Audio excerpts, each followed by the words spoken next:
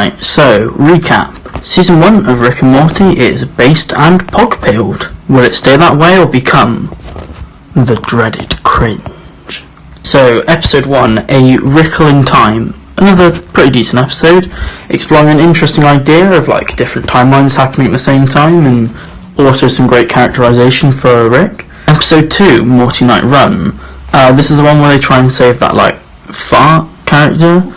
It's got some interesting moral ideas, exploring like, you know, whether or not you should like save people or not, but it's kind of done in a very black and white way. It's quite obvious what you should think by the end of it, but it's still interesting idea. Episode 3, not sure if YouTube would like this title, but it's basically the one where Rick dates that hive mind person. Pretty good episode, but I did forget about it not long after watching it. Alright, episode 4, Total Rickle.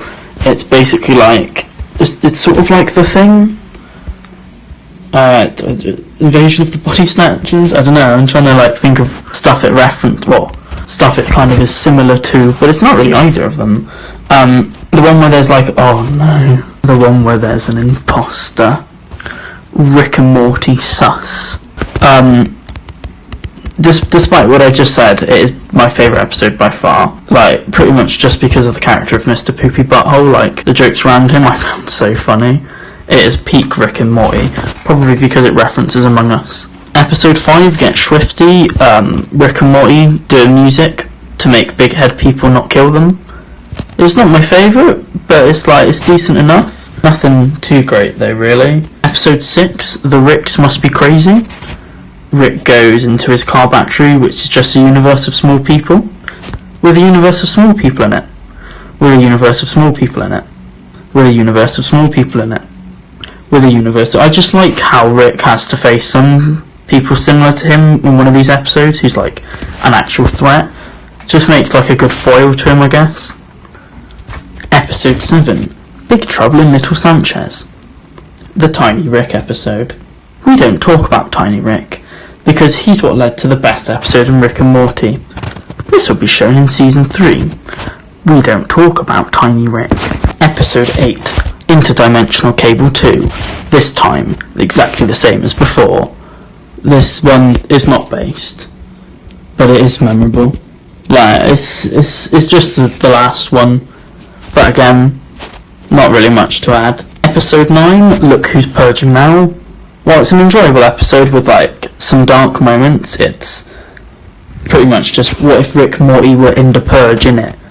Like, it's not the most creative concept, but it was delivered well enough. Episode 10, the season finale, The Wedding Squanchers. I quite like this episode.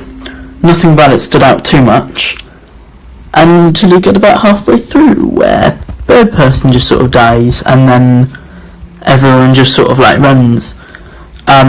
Just before that point, Rick actually starts to be a bit more human, but, you know, that kind of gets flipped on its head with that twist, or that part of the show, that little bit.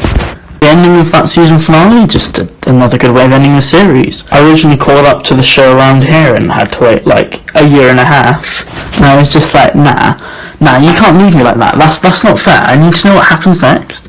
And like, bruh, you can't make me wait for like over a year.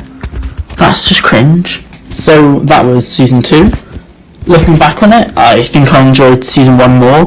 While this had more creative episodes, I think season 1 had more just going for it as a whole. I think it was just more interesting. So, episode ranking time. Season 4 is better than 1, which is better than 10, which is better than 6, which is better than 9, 3, 2, 5, 7, 8. Tune in for the most iconic season. In like a year and a half or longer.